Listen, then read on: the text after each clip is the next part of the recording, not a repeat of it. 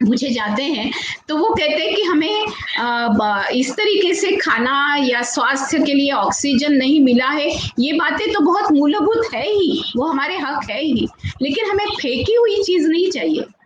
हमें हमें जिस तरीके से हमें सम्मान से दो भाई, हमें जिस तरीके से बेड पे फेंका जाता है, आज जिस तरीके से शव फेंके जा रहे हैं और शव को जलाने के लिए शमशान तक नहीं है, तो मनुष्य को जीते हुए भी तो अधिकार नहीं है सम्मान से जीने का, लेकिन मरने के बाद भी आज उस इंसान को इंसान नहीं माना जा रहा है। इस तरीके की परिस्थितियां हैं। ऐसी स्थिति में महेंद्र कुमार मेश्राम जी, आप सामाजिक कार्य पढ़ाते हो नागपुर में, और समाज कार्य कॉलेज में भी हो, और उसी के साथ साथ संविधान पाठशाला भी चलाते हो, और लोगों को, बच्चों से लेकर बूढ़ों को लेकर बस्तियों में, शहर के अलग अलग मोहल्ले में आप संविधान जागृति भी करते हो, और एक कवि के नाते भी यहाँ जुड़े हो। महेंद्र कुमार मेश्राम जी। साथियों, सप्रेम जय भीम। आदरणीय डॉक्टर लता जी ने और बहुजन समाज की टीम ने मुझे यहाँ जो अवसर दिया, सर्वप्रथम उसके लिए मैं आप सभी का धन्यवाद प्रकट करता हूँ। आ, आज जो जिस विषय पर अब मंथन करने जा रहे हैं, वह विषय बहुत ही व्यापक है। 10 मिनट की शब्द मर्यादा में उसे प्रस्तुत करना अत्यंत कठिन बात है, तो भी आ, चंद मुद्दे मैं यहाँ रखने की कोशिश करूंगा। सम्मान पूर्वक, प्रतिष्ठा पूर्वक जीवन जीने का जो अधिकार है, वो जनरली हम आर्टिकल 21 की बात करते हैं। जीवित व व्यक्तिगत स्वातंत्र का संरक्षण जो आर्टिकल 21 में प्रोविजन है। लेकिन व्यक्ति को प्रतिष्ठा जिसे कहते हैं, हमारे प्रियम्बल में भी व्यक्तिची प्रतिष्ठा, ऐसा मराठी में व्यक्ति की प्रतिष्ठा ऐसा बोला जाता है। दिल्ली में एक स्पेशल पुलिस कमिश्नर सर है, डॉक्टर S K गौतम। उन्होंने एक संविधान काव्य नाम की एक छोटी सी किताब पब्लिश की है, जिसमें संविधान के ऊपर जो 395 जितने प्रोविजंस है, आर्टिकल्स है, वो उन्होंने काव्यात्मक स्वरूप से लिखा है, दोहे के स्वरूप में लिखा है। मैंने पिछली बार भी मेरे वक्तव्य में ये उल्लेख किया था। तो उसमें प्रियम्बल को मद्देनजर रखते हुए उन्होंने कहा, बंधुता बढ़े हर एक से, बंधुता बढ़े हर एक से, हर व्यक्ति इज्जत पाए। बंधुता बढ़े हर एक से, हर व्यक्ति इज्जत पाए। राष्ट्र हमारा रहे अखंड, एकता बढ़ती जाए। राष्ट्र हमारा रहे अखंड, एकता बढ़ती जाए। साथियों, भारतीय संविधान की प्रास्ताविका में व्यक्ति की प्रतिष्ठा, यह जीवन मूल्य अधोरेखित किया गया है, और यह जीवन मूल्य देश के प्रत्येक नागरिक को मिलना चाहिए। यह जीवन मूल्य के अनुसार हर एक इंसान इज्जत से जीना चाहिए, सम्मान से जीना चाहिए, प्रतिष्ठा से जीना चाहिए। इसलिए संविधान के अलग अलग आर्टिकल्स में प्रोविजंस की गई है। केवल आर्टिकल 21 नहीं, तो आर्टिकल 14 से लेकर आगे, जैसा कि मेरे पूर्व वक्ता ने भी कहा है कि आर्टिकल 14 है, 15 है, 16 है, 17 है, 19 है, 20, 21, 21C, 23, 24, 25, 29, 30, फिर directive principle of state policy में भी 38, 39, और फिर 45, 46, 47, ऐसे विभिन्न अनुच्छेद के अंतर्गत व्यक्ति को प्रतिष्ठा देने की बात हमारे संविधान ने कही है। लेकिन जैसा माधुरी दीदी ने कहा है कि 70 साल हो गए हम भारत का संविधान अंगीकृत, अधिनियमित और स्वतः खुद अर्पण किए हमने। 19 जनवरी 1950 से संविधान लागू हुआ। लेकिन आज के स्टेटस में क्या है, वर्तमान में वास्तव क्या है?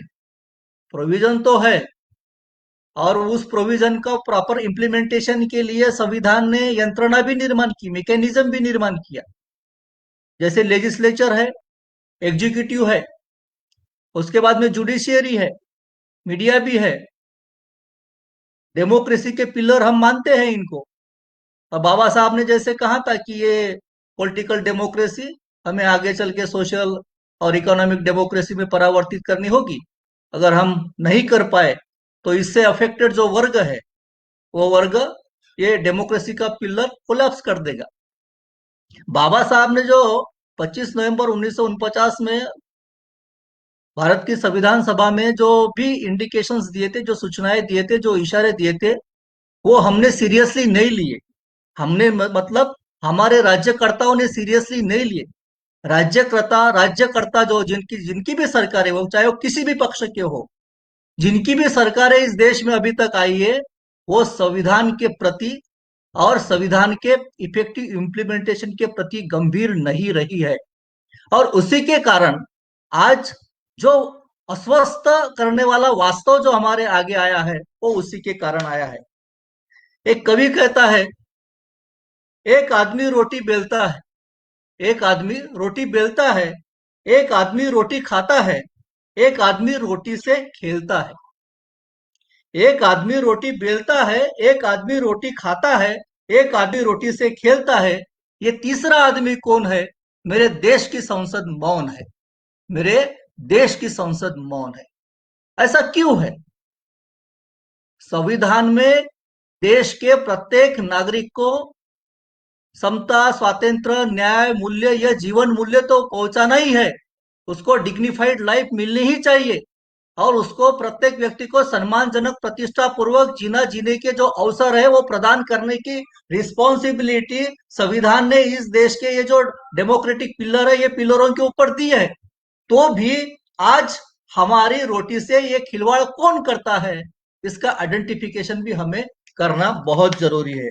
साथियों, जैसा कि मैं हमेशा कहता हूं, संविधान में बहुत सारे अनुच्छेद है जो हमें एक सम्मानपूर्वक जीवन जीने का अवसर देता है। इन अनुच्छेदों को तीन पार्ट में अगर या तीन घटकों में, कंपोनेंट्स में हम क्लासिफाइड किए, तो संविधान ने हमको प्रोटेक्टिव अरेंजमेंट दिए, संविधान ने हमें अफर्मेटिव प्रोविजंस दिए और संविधान ने हमें सोशियो इकोनॉमिक डेवलपमेंट के अवसर दिए। लेकिन आज वर्तमान में क्या है, तो हमारे जो प्रोटेक्टिव अरेंजमेंट है वो धीरे धीरे निष्प्रभ करने की कोशिश यहाँ की व्यवस्था ने की है। जैसा कि आप जानते हैं कि एट्रोसिटी एक्ट को निष्प्रभ करने का पाप यहाँ के लोगों ने, यहाँ की सरकारों ने की थी। दूसरी बात, अफर्मेटिव प्रोविजन, जिसको हम एडिक्वेट सोशल रिप्रेजेंटेशन कहते हैं, ये एडिक्वेट सोशल रिप्रेजेंटेशन खत्म करने का, जैसे आगे से बोलने का कि रिजर्वेशन है, रिप्रेजेंटेशन है, लेकिन उस रिप्रेजेंटेशन की जगह पे वो पहुंचे ही ना, इसकी कोशिश करना। सोशो इकोनॉमिक डेवलपमेंट जिसे जो बात कहते हैं हम, कि 1950 से लेकर जो फर्स्ट 1952 को 5 ईयर प्लान आया था, उसके बाद में छठे पंचवार्षिक योजना में सोशो इकोनॉमिक डेवलपमेंट के ऊपर बहुत गहन चर्चा, मंथन, विचार हुआ और छठे पंचवार्षिक योजना में वंचित वर्ग के लिए, विशेषतः शेड्यूल कास्ट और शेड्यूल ट्राइब के लिए, शेड्यूल कास्ट के लिए शेड्यूल कास्ट सब प्लान और ट्राइब के लिए ट्राइबल सब प्लान की निर्मित हुई। लोक संख्या के आधार पर बजट का अलोकेशन हो, जितनी, जैसा अपन कहते हैं कि जितनी जिसकी संख्या भारी उतनी उसकी भागीदारी। अगर शेड्यूल कास्ट का पॉपुलेशन 16% है देश में, तो 16% बजट का 16% वो उनके लिए, उनके डेवलपमेंट के लिए रहेगा, 9% शेड्यूल ट्राइब के लिए रहेगा। छठी पंचवार्षिक योजना में ये पॉलिसी बनी। लेकिन आज की स्थिति में क्या है, आज तक कोई भी पंचवार्षिक योजना में या वार्षिक बजट में कोई भी केंद्र सरकार ने या कोई भी राज्य सरकार ने पॉपुलेशन के हिसाब से बजट अलोकेशन किया नहीं। नंबर 2, जो बजट अलोकेट हुआ वो एक्सपेंडिचर भी हुआ नहीं। जो पैसा बचा वो नॉन लैप्सेबल था, वो नॉन डाइवर्टेबल था। लेकिन 31 मार्च को जो पैसा बैलेंस रहता था, वो पैसा उन्होंने लैप्स किए, वो कैरी फॉरवर्ड होना चाहिए था। जैसा कि हम नौकरी में अनुशेष की बात करते हैं, तो हमें डेवलपमेंट के बजट के बैकलॉग की भी बात करना जरूरी है। उसके साथ में दूसरी बात एक मैं कहना चाहूंगा कि ये जो जो व्यक्ति के प्रतिष्ठा की बात है, वो व्यक्ति की प्रतिष्ठा के बाद यहाँ जो हमारे देश का जो एनवायरनमेंट है, वो जैसा कि लता दीदी से मेरी दोपहर में भी चर्चा हुई थी और आज भी ये कास्ट, जेंडर, क्लास, इन तीन महत्वपूर्ण जो घटक है वह उसके ऊपर निर्भर होता है। कास्ट के आधार पर व्यक्ति को जो भी उसकी प्रतिष्ठा नकारी जाती है, जेंडर के आधार पर उसकी प्रतिष्ठा नकारी जाती है, और वो उसका क्लास यानी उसकी इकोनॉमिक कंडीशन क्या है, इसके ऊपर भी उसकी प्रतिष्ठा नकारी जा सकती है।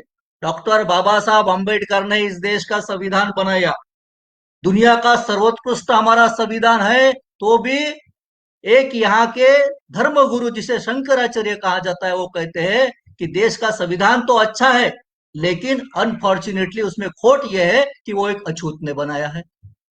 यानी देश निर्माण करने का काम करने के बावजूद भी हमारे माथे की जो कास्ट है वो जाती नहीं।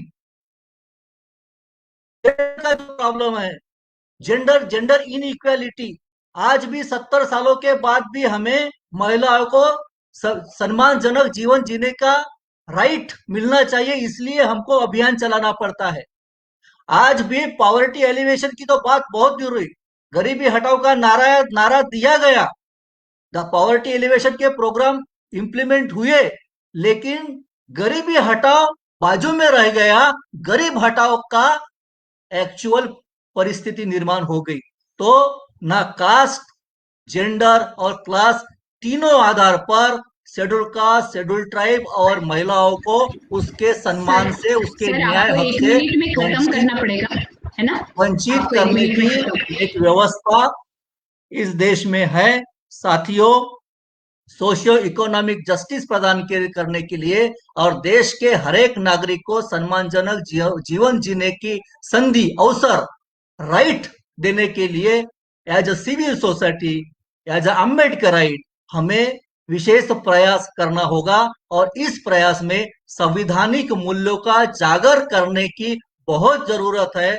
जब तक संवैधानिक मूल्यों का जागर हमारे तांडे, टोले, बेड़े, पाले, बस्तियां यहाँ तक नहीं जाता, और हमारा जो गांव कस्बों में रहने वाला जो सर्वसामान्य शोषित, उपेक्षित, वंचित घटक है, उसको ये मूल्यों की पहचान नहीं होती, तब तक हम ये संविधान की इच्छा पूर्ति का प्रकल्प साकार नहीं कर सकते। इसलिए हमें आगे आने होगा। यही अपील के साथ मैं पूर्ण विराम देता हूँ। धन्यवाद। जय भीम। धन्यवाद। जय भीम। सारे शोषित घटकों को, वंचित घटकों को जब तक सम्मान नहीं मिलता, सम्मान से जीने का अधिकार नहीं मिलता, तब तक हमारी लड़ाई चलती रहेगी। बहुत बहुत धन्यवाद देती हूँ मैं, और जिंदाबाद जय भीम कहती हूँ डॉक्टर मेश्राम सर। और मैं अभी आती हूँ प्राचार्य जो डॉक्टर राजेंद्र कुंभार जी के पास, और वो हमारे साथ जुड़े, तो मुझे बहुत, क्योंकि मैंने उनके जो भाषण सुने हैं तो एक साहित्यिक के तौर पे भी सुने हैं, एक बुद्धिवादी जो रॉइस्ट, उस तरीके से सुने हैं। आज सम्मान से जीने के अधिकार को लेकर राजेंद्र कुंभार सर, आप किस तरीके से संविधान के इस अधिकार को आज के परिप्रेक्ष्य में देखते हो, जहां किसान आंदोलन एक तरफ है, मजदूरों का आंदोलन एक तरफ है, एक तरफ प्रवासी अतिथियों के साथ इस तरीके की जाति हो रही है, और एक तरफ मनीषा वाल्मीकि हाथरस की घटनाएं हैं, एक तरफ दीपाली की घटना है, तो ये सारी घटनाओं के परिप्रेक्ष्य में आप उसको कैसे देखते हैं? 10 मिनट है आपके पास, और उसके बाद नितिन चौधरी की बात रखें। राजेंद्र कुंभार जी। धन्यवाद। धन्यवाद मुझे बताने के लिए। मैं 10 मिनट में सबसे बात कहने जा रहा हूँ। उसमें सबसे